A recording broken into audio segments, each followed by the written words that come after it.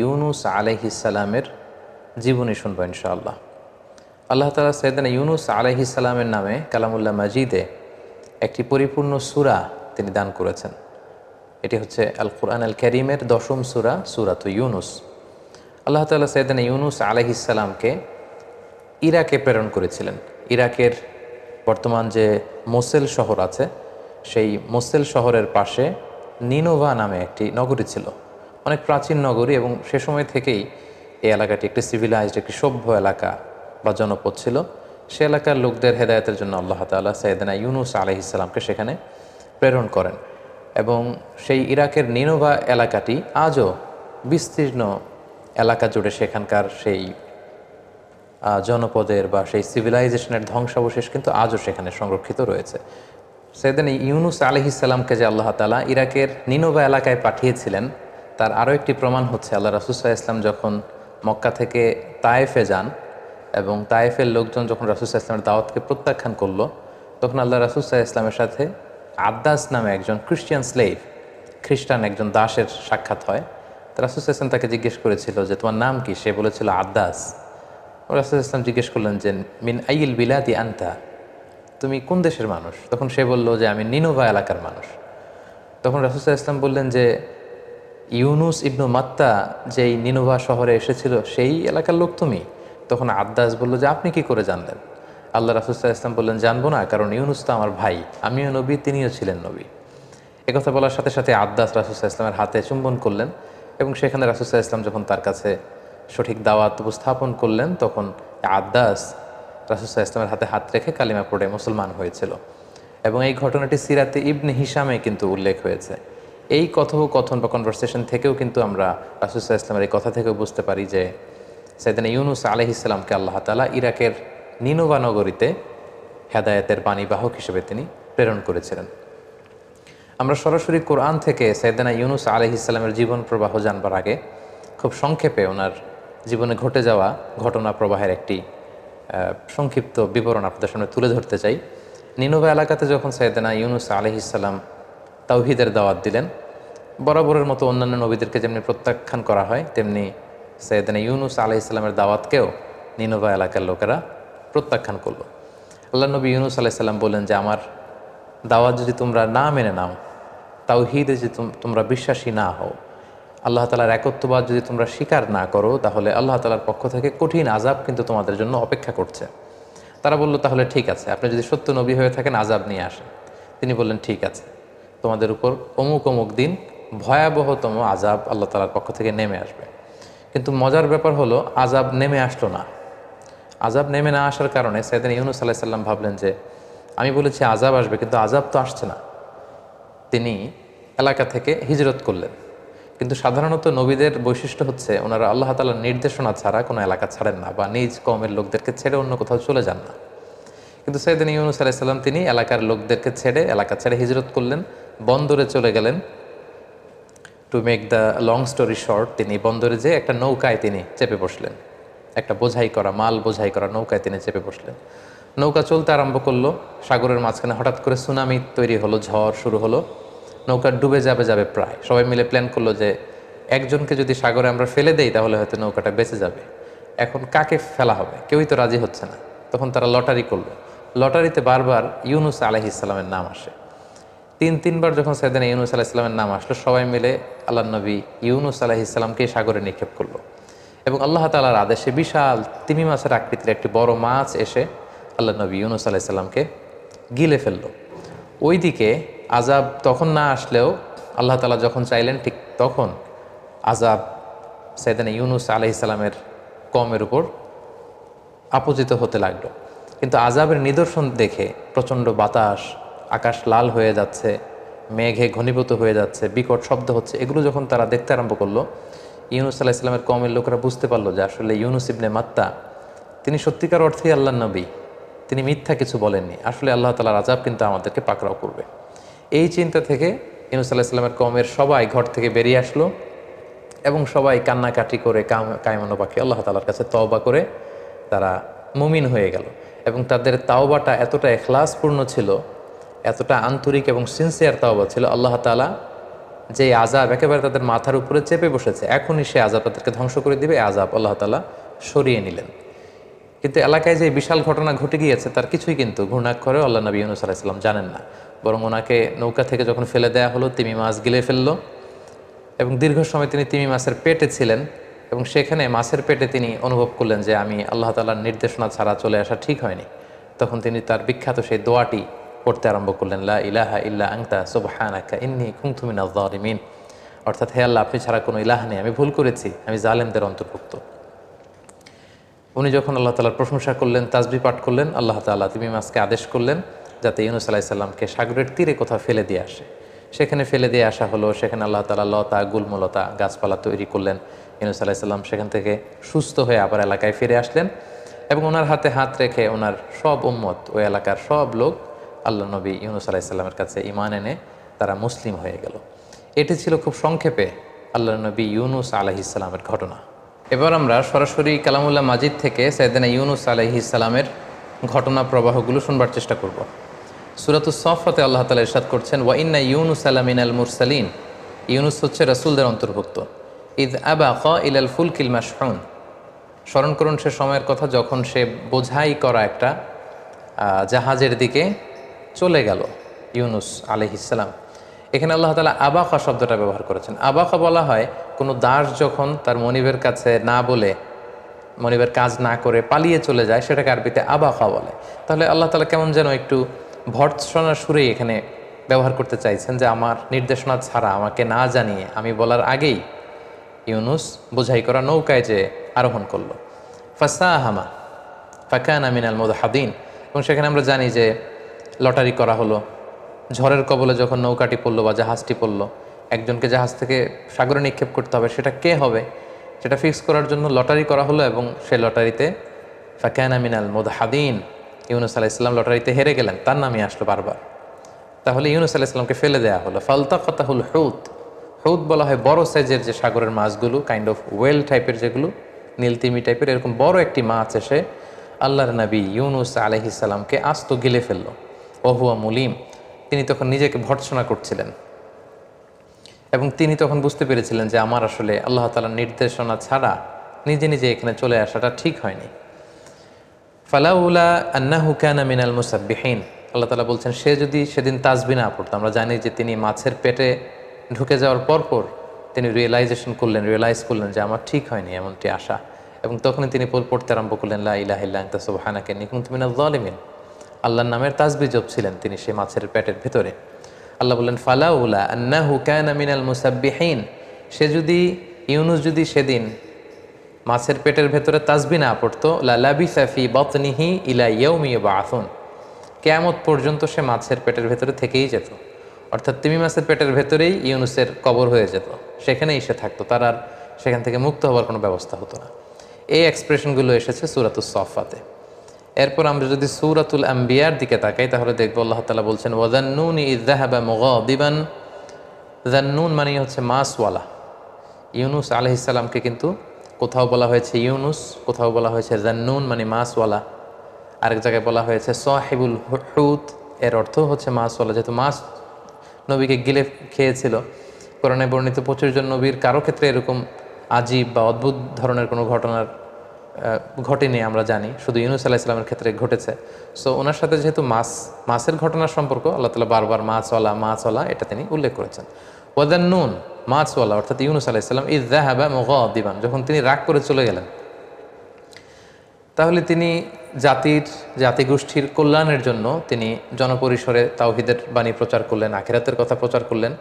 কিন্তু তার এলাকার লোকেরা, কওমের লোকেরা প্রত্যাখ্যান করলো, রিজেক্ট করলো ইউনূস আলাইহিস সালামের দাওয়াতকে। এই দাওয়াতকে গ্রহণ করলো না, ওনাকে নবী হিসেবে স্বীকৃতি দিল না। উনি বারবার দাওয়াত দিয়েই যাচ্ছেন কিন্তু কেউ কথা শোনে না। ফলে তিনি রাগান্বিত হয়ে গেলেন, যেটা সাধারণত নবীদের গুণ নয়। কিন্তু তিনি রেগে গেলেন প্রচণ্ড। রেগে তিনি এলাকার লোকদেরকে ছেড়ে আল্লাহর নির্দেশনা ব্যতি রেখে তিনি নৌকায় যেয়ে আরোহণ করলেন। সাধারণত কোনো নবীর জন্য এটা শোভনীয় নয় যে ওনাকে যে কাজে বা যে দায়িত্বে অ্যাসাইন করা হয়েছে সে ব্যাপারে তিনি আল্লাহ তাআলার কোনো নির্দেশনা ছাড়া হিজরত করা বা ওই এলাকা ত্যাগ করে চলে যাওয়া সাধারণত নবুয়তির যে বৈশিষ্ট্য এটার সাথে এটা যায় না। ফাযান্না আল্লা নাকদিরা আলাইহি, ইউনূস আলাইহিস সালাম ধারণা করেছিলেন যে আল্লাহ এই ব্যাপারে আমাকে পাকড়াও করবেন না, কারণ আমি আমার দায়িত্বের রেসপন্সিবিলিটি যেটা ছিল সর্বোচ্চ পালন করেছি, তারা আমার কথা মানছে না, আমি এখানে থেকে কি হবে, এরকম একটা চিন্তা থেকে তিনি সেখান থেকে চলে গেলেন। তিনি ভাবলেন যে এজন্য আল্লাহ আমাকে ভৎসনা করবেন না বা পাকড়াও করবেন না।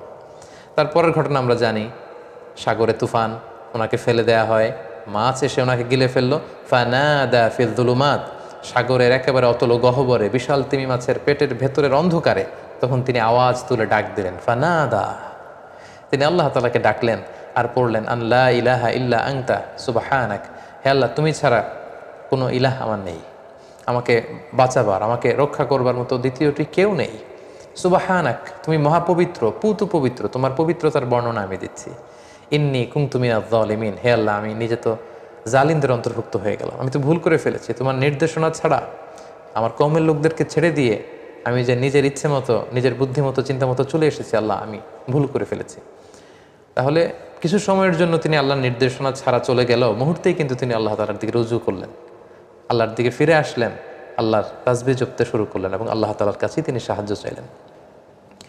এবং সাগরের অতল গহ্বরে মাছের পেটের ভেতরে থেকে উনি যখন এই দোয়াটা পড়লেন, আল্লাহ তাআলা বললেন, ফাস্তাজাবনা লাহ, আমি ইউনুসের এই ডাকে, এই দোয়ায় আমি সাড়া দিলাম। ওয়ানাজ্জাইনাহু মিনাল গাম, আর এই বিপদ থেকে তাকে আমি মুক্ত করলাম। ওয়াকাযালিকা নুনজিল মুমিনিন, আর এইভাবেই বিশ্বাসীদেরকে আমি আল্লাহ তাআলা মুক্তি দিয়ে থাকি। সূরাতুল আম্বিয়াতে ইউনুস আলাইহিস সালামের ব্যাপারে এরকম ঘটনাটা এসেছে। সূরাতু ইউনুসের ৯৮ নম্বর আয়াতে আল্লাহ তাআলা বলছেন, ফালাউলা কানাত ক্বরিয়াতুন আমানাত ফানাফাআহা ঈমানুহা ইল্লা কওমা ইউনুস, অর্থাৎ পৃথিবীতে এরকম কোনো জাতির ক্ষেত্রে ঘটেনি যে আযাব দেখার পরে তারা ঈমান আনতে শুরু করেছে আর তাদের ঈমান কাজে এসেছে, আল্লাহ আযাব সরিয়ে নিয়েছে। এরকম ঘটনা গোটা বিশ্বের ইতিহাসে বিরল, শুধুমাত্র কেবলমাত্র ইউনুস আলাইহিস সালামের ক্ষেত্রে এটা ঘটেছে। আযাব এসেছিল, কিন্তু কওমের লোকেরা সবাই ঘর থেকে বেরিয়ে কান্না জুড়ে দিল, তারা তওবা করলো, তাদের তাওবা দেখে, তাদের আন্তরিকতা দেখে আল্লাহ তাআলা সে আযাবকে সরিয়ে নিলেন। লাম্মা আমানু, তারা যখন ঈমান আনলো, আল্লাহ বললেন, কাশাফনা আনহুম আযাবাল খিজি ফিল হায়াতিদ দুনিয়া, এই দুনিয়ার জীবনের যে লাঞ্ছনাকর আযাব বা শাস্তি, এটা আমি সরিয়ে নিলাম। ওমাত্তা'নাহুম ইলা হিন, এবং তাদের যতদিনই পৃথিবীতে থাকবার কথা ছিল ততদিন থাকবার সুযোগ আমি আল্লাহ তাআলা তাদেরকে দিয়ে দিলাম। সূরাতুস সাফফাতের ১৪৫ নম্বর আয়াত থেকে ১৪৭ নম্বর আয়াতে আল্লাহ তাআলা সেখানে এই ঘটনাটি এভাবে এনেছেন। আল্লাহ তাআলা ইরশাদ করছেন, ফানাবাযনাহু বিল আরাই ওয়া হুয়া সাকিম, অর্থাৎ আমি ইউনুসকে মাছের পেট থেকে বের করে সাগরের তীরবর্তী কোনো একটা এলাকায়, কোনো একটা আইল্যান্ডে বা সি শোরে, সাগরের তীরে আমি নিক্ষেপ করবার ব্যবস্থা করলাম, নিক্ষেপ করলাম এমন অবস্থায় যে হুয়া সাকিম, সে অত্যন্ত অসুস্থ ছিল। কারণ আমরা জানি মাছের পেটের ভেতরে তিনি ছিলেন, কতদিন ছিলেন আমরা জানি না। অনেক মুফাসসিরিনে একরাম বিভিন্ন বর্ণনা এসেছে যে কেউ বলেছে ১ দিন, কেউ ৩ দিন, ৭ দিন, এমনকি ৪০ দিনের বর্ণনা পর্যন্ত পাওয়া যায়। যেহেতু কোরআন এটিকে অনির্দিষ্ট রেখেছে, আমরাও সেটিকে অনির্দিষ্টভাবেই বিশ্বাস করব যে কতদিন ছিলেন আল্লাহ তাআলা ভালো জানেন। এবং তিমি মাছের পাকস্থলীর ভেতরে যেহেতু তিনি ঢুকে গিয়েছিলেন, সেখানে পাকস্থলীর ভেতরে যে অ্যাসিডিটি থাকে সেটার কারণে ওনার চামড়ায় ক্ষতি হয়েছিল, দেহে ক্ষতি হয়েছিল, ক্ষত হয়েছিল, স্বেচ্ছায়িত হয়ে গিয়েছিল। এজন্য আল্লাহ তাআলা বলছেন ওহুয়া সাকিম, সে অসুস্থ ছিল। এই অসুস্থ অবস্থায় তাকে আমি তিমি মাছের পেট থেকে বের করে সাগরের তীরে নিক্ষেপ করার ব্যবস্থা করলাম। এই অসুস্থ দেহ নিয়ে তিনি সাগর তীরে পড়ে রইলেন। আল্লাহ তাআলা বলছেন, ওয়াম্বাতনা আলাইহি শাজারাতাম মিন ইয়াকতিন, তারপর তার চারপাশে আমি লতা জাতীয় কিছু গাছ উৎপন্ন করলাম। সাগরের তীরে সাধারণত গাছপালা থাকে না। আল্লাহ তাআলা বললেন, আমি অসুস্থ ইউনুসকে সুস্থ করবার জন্য সেখানে কিছু ইয়াকতিন, অনেক মুফাসসিরিনে ইকরাম এটাকে লাউ গাছ বলেছেন। বেসিকলি ইয়াকতিন হচ্ছে এমন ধরনের কিছু প্ল্যান্টস বা গাছপালা যেগুলোর মজবুত গোড়া হয় না, লতা পাতা দিয়ে যেই ফল ফসলগুলো হয় এগুলোকে ইয়াকতিন বলে, যেমন শশা, বাঙ্গি, তরমুজ, লাউ, এগুলো। তো এই লাউ জাতীয় কিছু গাছপালা আমি ইউনুস এর সুস্থতার জন্য আমি সেখানে উৎপন্ন করলাম। সেই ফল খেয়ে সেটার ছায়ায় থেকে থেকে ইউনুস সুস্থ হয়ে গেল। তারপর আল্লাহ তাআলা বললেন, ওয়া আরসালনাহু ইলা মিআতি আলফিন আও ইয়াজিদুন, তারপর তাকে সেখান থেকে তার কওমের কাছে আমি পাঠালাম যাদের সংখ্যা ছিল ১,০০,০০০ বা তার চেয়েও বেশি। ফাআমানু, এবং নবীকে দেখে তারা সবাই ঈমান আনলো। সুবহানাল্লাহি ওয়া বিহামদিহি। ফামাত্তা'নাহুম ইলা হিন, এবং একটা নির্দিষ্ট সার্টেন পিরিয়ড পর্যন্ত ইউনুস আলাইহিস সালামের কওমের লোকদেরকে পৃথিবীতে বসবাসের সুযোগ আমি আল্লাহ তাআলা করে দিলাম। তাহলে সম্মানিত শুধু এই ছিল কোরআনের ধারা বর্ণনায় সাইয়েদনা ইউনুস আলাইহিস সালামের জীবনী। এবার আমরা সরাসরি ওনার জীবনী থেকে কি কি লাইফ লেসন আমরা নিতে পারি সেদিকে চলে যাব। প্রথম যে লাইফ লেসনটি আমরা ইউনুস আলাইহিস সালামের জীবনী থেকে নিতে পারি সেটা হচ্ছে রেগে যাওয়া থেকে আমাদেরকে সাবধানে থাকতে হবে। কারণ ইউনুস আলাইহিস সালাম দাওয়াত দিতে দিতে যখন দেখলেন যে কেউ তার কথা শোনে না, উনি রেগে গেলেন। আমরা প্রায় বলি যে রেগে গেলেন তো হেরে গেলেন। ইযযাহাবা মুগাদিবান, যখন ইউনুস রেগে মেগে এলাকার লোকদের ছেড়ে হিজরতে চলে গেল আমার নির্দেশনা ছাড়া। এবং এটাকে আল্লাহ তাআলা নেগেটিভলি এখানে আয়াতে উপস্থাপন করেছেন। তার মানে আল্লাহ তাআলা বোঝাতে চাইলেন যে ইউনুসের এটা ঠিক হয়নি। তার মানে আমরা রাগ করে সাধারণত যে ডিসিশনগুলো নেই এগুলো সাধারণত ঠিক হয় না। এবং আমি প্রায় বলি যে রাগ হচ্ছে ঝড়ের মতো। ঝড় যেমনি এক পাশ থেকে এসে সব কিছু ভেঙে চুরে লন্ড ভণ্ড করে তছনছ করে দিয়ে আরেক পাশ দিয়ে চলে যায়, রাগও এরকম। রাগ এসে বন্ধুর সাথে বন্ধুর সম্পর্ক নষ্ট করিয়ে দেয়, ভালোবাসার সম্পর্কগুলোতে টানাপোড়েন তৈরি করে। এবং রাগটা যখন আসে তখন টের পাওয়া যায় না। রাগের কারণে আমরা যা করে ফেলি, রাগ চলে যাওয়ার পরে আমরা তখন বুঝি যে হায় রে কী সিদ্ধান্ত নিলাম, কি করলাম, এটা তো ঠিক হয়নি। সো রাগ যাতে আমাদেরকে কনজিউম করতে না পারে। আপনি যদি বারবার শুধু রেগে যান, রাগান্বিত ব্যক্তি তার নিজের সিদ্ধান্ত নেওয়ার ক্ষমতাকে শয়তানের হাতে ছেড়ে দেয়। সে নিজে আর সিদ্ধান্ত নেয় না, তার সিদ্ধান্ত তখন শয়তান করে দিতে শুরু করে। সো প্রথমে লেসন থেকে আমরা যেটা জানতে পারলাম যে একজন বিশ্বাসী হুট করে রেগে যাবে না, বরং সে কুল হেডেড হবে, সে ঠান্ডা মাথায় তার যে দায়িত্ব সেটি সে পালন করবে। 2 নম্বর যে শিক্ষাটি আমরা ইউনুস আলাইহিস সালামের জীবনী থেকে পাই সেটা হচ্ছে দাওয়াতি কাজে ধৈর্যের খুব দরকার। দাওয়া উইথ প্যাশন্স, এটা কম্পালসারি, ইটস এ মাস্ট, এটা লাগবেই। বাংলা একটা কথা বলা হয় যে সয়ে যাও রয়ে যাবে। যে সয়ে যেতে পারে সে রয়ে যেতে পারে। সো ধৈর্যের কোনো বিকল্প নেই। এবং ইউনুস আলাইহিস সালামের এই ঘটনার অবতারণা কালামুল্লাহ মাজিদে করবার মধ্য দিয়ে কিন্তু আল্লাহ তাআলা বিশ্বনবীকে মূলত সান্ত্বনা দিচ্ছেন যে নবী, আপনাকে মক্কার কুরাইশরা কেউ পাগল বলে, কেউ কবি বলে, কেউ গণক বলে, কেউ জাদুকর বলে, কেউ মিথ্যাবাদী বলে, আপনি রেগে যাবেন না নবী। ইউনুস যেমনি তার কওমের লোকদের উপর রেগে আমার নির্দেশনা ছাড়াই চলে গিয়েছিল, আপনি আবার এরকম রেগে মেগে মক্কা ছেড়ে কোথাও চলে যাবেন, অন্য কোথাও চলে যাবেন না। এবং সেটি আল্লাহ তাআলা সূরাতুল কালামে খুব সুন্দর করে তিনি বলেছেন যে ফসবির লি হুকমি রাব্বিক, হে নবী আপনার রবের যে ফায়সালা আপনি এতে ধৈর্য ধারণ করুন। ওয়ালা তাকুন কা সাহিবিল হুত, ওই মাছওয়ালা মানে আমার নবী ইউনুসের মতো হবেন না। ইদ নাদা ওয়া হুয়া মাকতুম, সে নির্দেশনা ছাড়া চলে যাওয়ার কারণে বিপদে পড়েছিল, কিন্তু বিপদে পড়ে আবার ঠিকই আমাকে ডেকেছিল, আমি তাকে রেহাই দিয়েছিলাম। এবং ইউনুস আলাইহিস সালামের এই ঘটনা বারবার বিভিন্ন আয়াত বিভিন্ন সূরায় বর্ণনা করার মধ্য দিয়ে কিন্তু মূলত আল্লাহ তাআলা বিশ্বনবীকে সান্ত্বনা দিয়েছেন যে নবী আপনি রেগে যাবেন না, ধৈর্য ধারণ করুন। সূরাতুল মুজাম্মিল আল্লাহ তাআলা বলছেন ওয়াসবির আলা মা ইয়াকুলুন ওয়াহজুরহুম হাজরান জামিলা, নবী হে ওরা কি বলে আপনি ভ্রুক্ষেপ করবেন না, just don't care, ignore it, ignore them, তাদের এই কথাবার্তাগুলোকে আপনি ইগনোর করুন এবং আপনি ধৈর্য ধারণ করুন। তাহলে ইউনুস আলাইহিস সালামের জীবনী থেকে 2 নম্বর শিক্ষা হচ্ছে যে আমরা যখন দাওয়াতি কাজ করব আমাদেরকে প্রচণ্ড ধৈর্যের সাথে দাওয়াতি কাজ করতে হবে। বাধা বিপত্তি, বিরূপ মন্তব্য, নানা ধরনের প্রতিকূলতা, বাজে কমেন্টস এগুলো আসবে, কিন্তু ধৈর্য হারানো যাবে না। বিশ্বাসীরা কখনো ধৈর্য হারায় না। সেদিন ইউনুস আলাইহিস সালামের জীবনী থেকে বা ঘটনা প্রবাহ থেকে আমরা 3 নম্বর যে শিক্ষাটা পাই সেটা হচ্ছে পাওয়ার অফ তাওবা। তাওবার যে কত শক্তি সেটা কিন্তু আমরা এই ঘটনা থেকে জানলাম যে নিশ্চিত আল্লাহ তাআলার আযাব এসে এই নিনভা নগরীকে একেবারে ধ্বংস করে দেবে, ধূলিসাৎ করে দেবে, মাটির সাথে মিশিয়ে দেবে।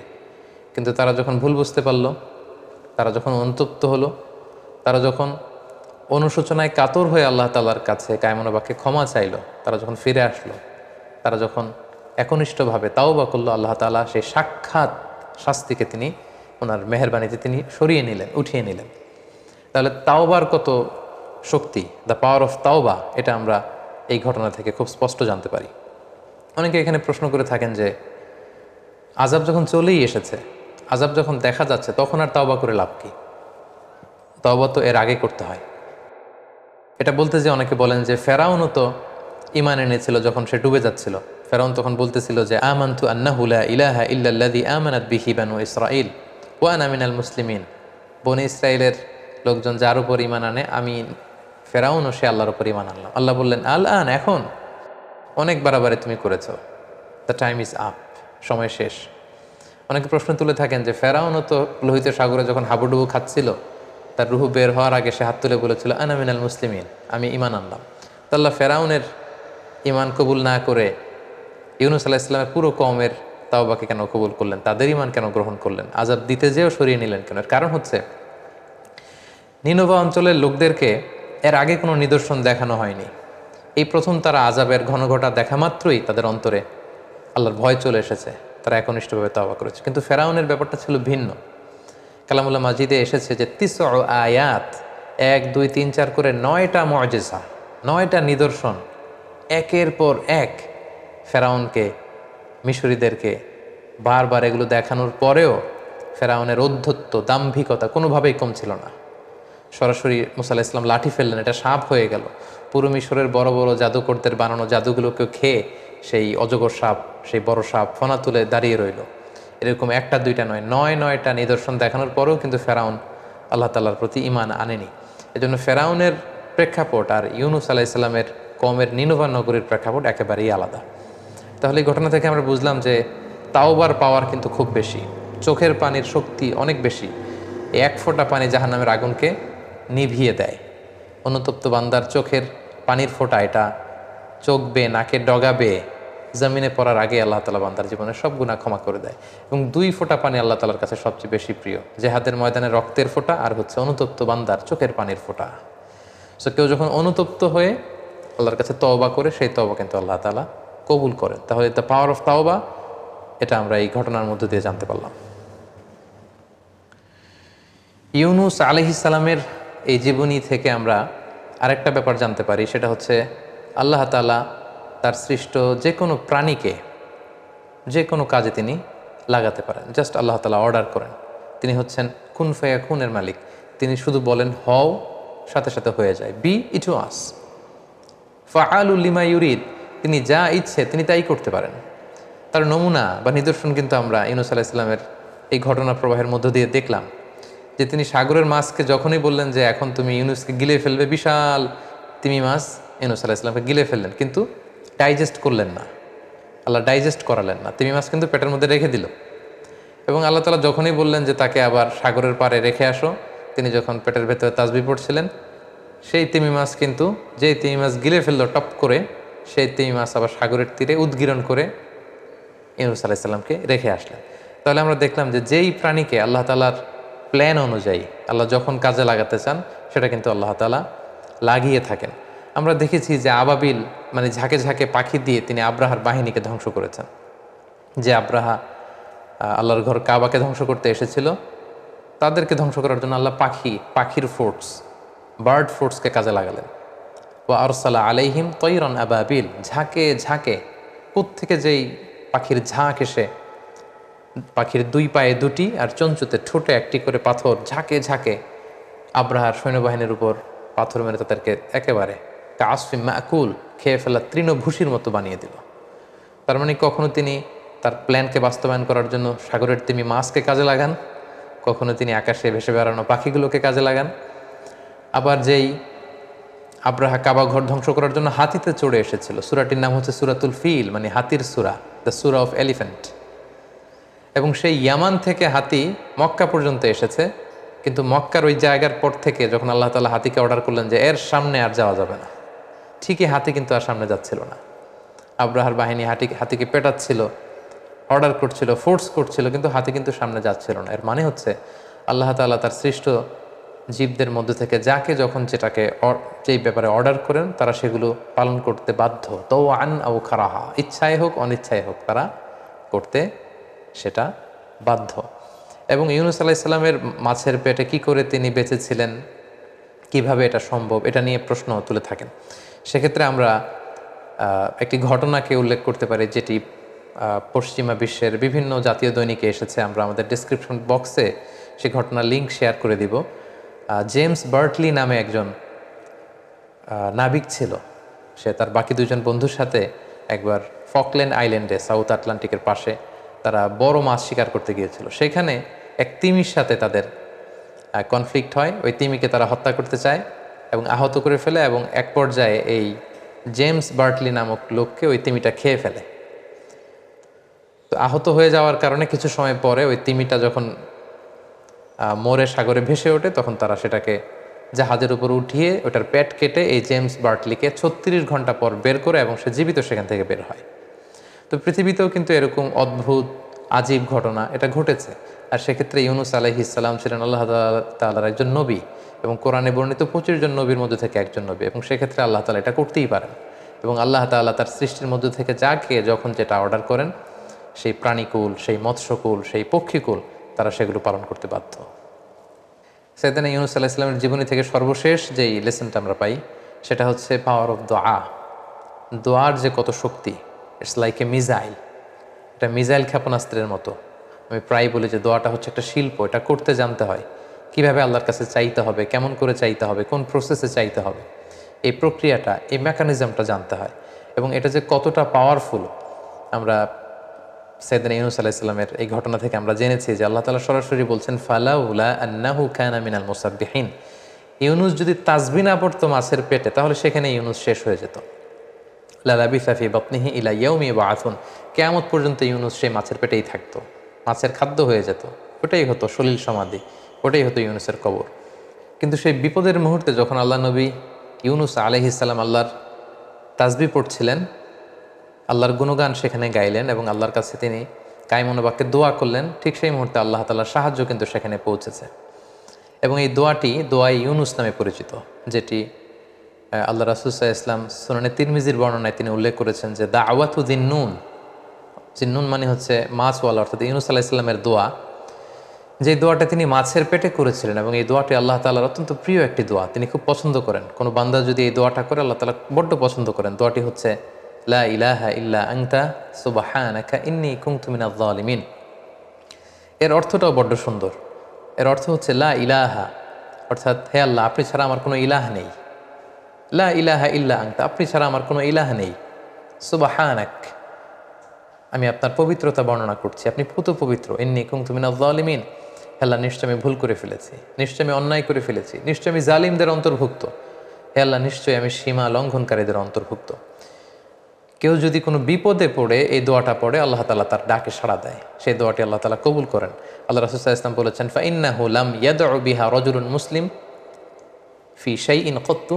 কোনো বিপদে পড়ে, কোনো প্রেক্ষাপটে, কোনো কাজে কোনো মুসলিম যদি এই দোয়াটি পড়ে, ইল্লাস্তাজাবাল্লাহু লাহ, আল্লাহ তাআলার সাথে সাথে তার বিপদ থেকে তাকে উদ্ধার করেন, তাকে মুক্তি দান করেন, তার ডাকে আল্লাহ তাআলা সাড়া দেন।